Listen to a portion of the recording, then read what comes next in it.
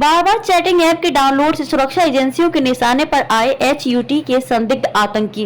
अंतर्राष्ट्रीय कट्टरपंथी इस्लामिक संगठन हिज्ब उत तहरीर HUT के भोपाल में गिरफ्तार 10 संदिग्धों को देश की सुरक्षा एजेंसी देश विरोधी गतिविधियों के लोगों को ट्रैकिंग के लिए प्रयोग की जाने वाली उस तकनीक के जरिए पकड़ा है। बीते कुछ वर्षों से केरल सहित देश के अन्य राज्यों के युवाओं को विदेश जाकर आतंकवादी संगठन IS में शामिल होने की कई घटनाएं सामने आ चुकी थी। भारत के युवाओं के IS में शामिल होने और कुछ युवाओं के देश में ही रहकर IS के संपर्क में होने के खुफिया और सुरक्षा एजेंसियों को जानकारी मिली थी। इसके बाद IS से जिन social media sites, chatting app और एप्लीकेशन के जरिए युवा जुड़ रहे थे, उनकी निगरानी केंद्रीय एजेंसियां कर रही थीं। इसी बीच करीब 1.5 वर्ष पहले भोपाल में रॉकेट चैट, थीमा जैसे डार्क वेब का बार बार डाउनलोड होने की जानकारी मिली। जिन मोबाइल नंबरों में ये डाउनलोड होते थे, कुछ महीने में उसमें दूसरे डार्क वेब और एप्लीकेशन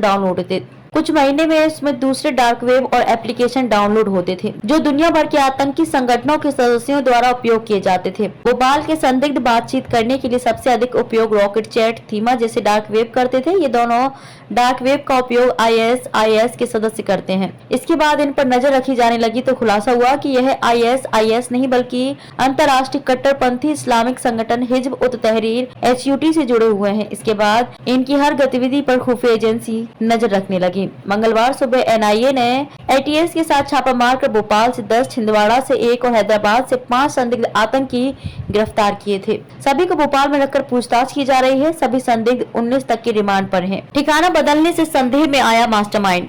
हिज्ब उत तहरीर HUT का मास्टरमाइंड यासिर खान लगभग 1 वर्ष में 3 ठिकाने बदल चुका था। बार बार ठिकाने बदलने से भी खुफिया एजेंसियों के निशाने पर थे और इनकी पूरी गतिविधियों की जानकारी जुटाई जा रही थी।